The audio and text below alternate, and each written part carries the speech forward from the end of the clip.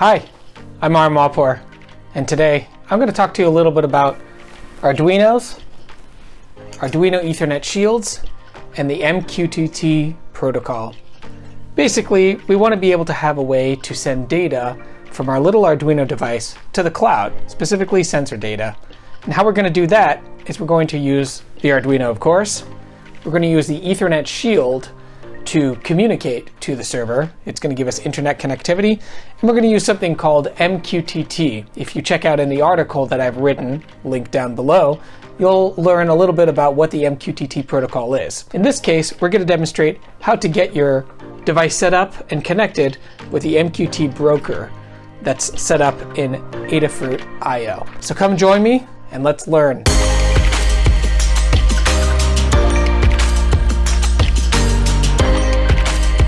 I'm going to show you today how to hook up the Arduino shield to the Arduino Uno. This is your hardware that you're going to need to configure the MQTT example sketch. And this is how we're going to send data to the MQTT server that you will see later on in this tutorial. And if you notice over here, this shield right over here, this plugs in directly onto the headers of the Arduino Uno. This is how general shields work. It's very, very easy. The one thing you want to make sure is you just line the pins up correctly. So let's go ahead and do that. Sometimes they fit perfectly and snug. Sometimes they have a little bit space in between. So if you look over here, I'm going to line that up. I'm going to turn it around, line the other side up. And also I've got a little center that I need to line up. So I'm going to push it down ever so slightly. Make sure it's fitted correctly. And now, as you can see, the shield is sitting directly on top of the Arduino. Two more things we need to do. We need to plug in, obviously, the USB cable, which goes into the Arduino Uno. And before we do that, we want to take an Ethernet cable, plug it into your home router. And on the other side, we're going to plug it into the Arduino. And this is, again, going to give us the internet connectivity that we're looking for in order to connect to the MQTT broker, the server. Let's go ahead and plug in the Arduino. It's going to power on. And you'll notice immediately that there should be some lights either on the TX, RX, or both on the Ethernet shield. This means that it's making a communication with your router or your switch. So make sure those are on and validate that everything's working. And now we are ready to move to the next step.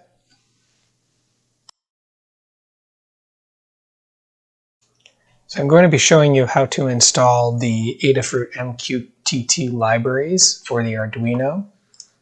We're going to go ahead and open up the Arduino IDE. Let's go to Tools, Manage Libraries. That's going to open up with a library manager here in a new window. Let's search for Adafruit MQTT, hit Enter, and you'll see the first result that pops up is the Adafruit MQTT library. We'll select the latest version, which in this case is 2.4.2. Let's hit Install. Now, as you can see, there are some dependencies for that library.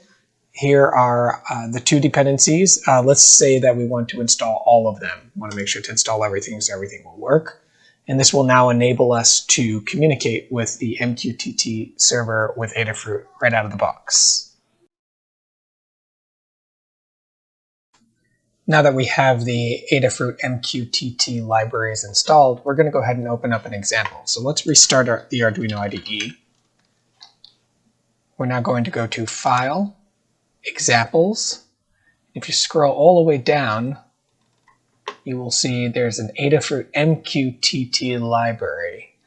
You open that up, and over here, the example we want to pull is the MQTT Ethernet example, because this is what we're going to be connecting to with our Arduino Ethernet shield.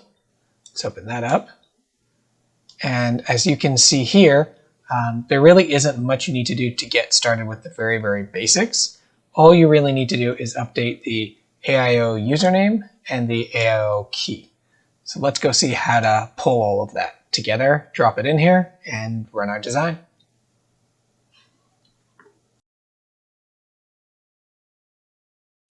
So we need to set up for ourselves an MQTT broker. And in this case, I'm using Adafruit IO. This is a free service, albeit somewhat throttled for beginners or students, teachers, makers, engineers, as you can see over here. It's basically a server that'll allow us to stream our data and then allow people to subscribe to that data. In this example, we are going to need an account with adafruit.com. You can set it up there or directly at this website, io.adafruit.com. If you look in the corner here, get started for free, you can click on that and sign up for an account. I'm logged in, so I'm going to go straight to my account. You'll come across this landing page when you sign in. I'm going to look at my feeds just in a moment, but before we get there, I need to configure my Arduino Sketch, my software. So what we've got over here in the corner is my key. This will give us the key for the Arduino to be able to communicate with the server. Think of it as kind of like your username and password, except without putting your password in there.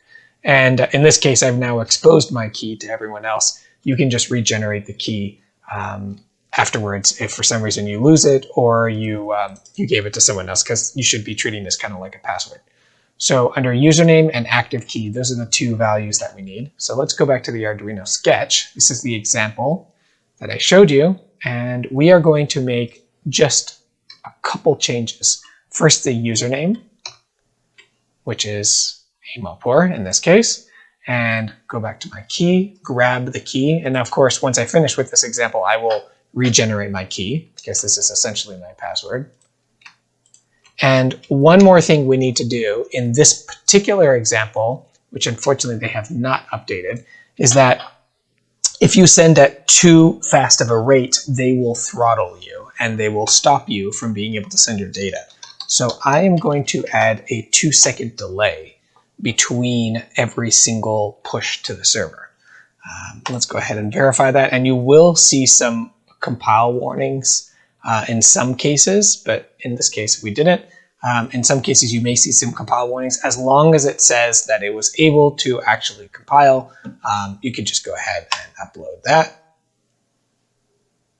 And then once that's uploaded, we will then go look at the serial monitor, make sure that it's connected. Let's go here. And one of the things you want to make sure with the serial monitor is the baud rate that we're using is 115200. Make sure your serial monitor is configured to 115200. In this case, mine is. So it says that it initialized, and now it's sending this photocell value. It initialized the client. This is a restart. So now it's running the demo. It initialized the client. It connected to the MQTT server. It validated that's connected, and now it's sending 0, 1, 2, 3, 4 bogus values, but still values nonetheless. So let's go back to our Adafruit IO dashboard. Let's go to click on feeds, and you'll see over here there's a feed called photocell. We established that name out in the code itself actually, but we'll click on it. And if you look over here, it is pushing this data in real time. Right now, if you look at my clock, 8:35 and 27 seconds, 8:35, 27 seconds, the value is 15. So you can see I was ramping up before, and then I restarted again. So now 18, and in 2 seconds it'll be 19, 2 seconds later, 20. Let's go back to that serial monitor. And you see here, 20, 21. And there you have it. That's how you've configured your Adafruit IO MQTT broker in conjunction with the Arduino Adafruit MQTT Ethernet example sketch. So today we learned about the MQTT broker, the MQTT device, and our Arduinos with the Ethernet shield being able to send that information to the server. We also learned how to set up the Adafruit IO account and how to configure everything with your Arduino sketch.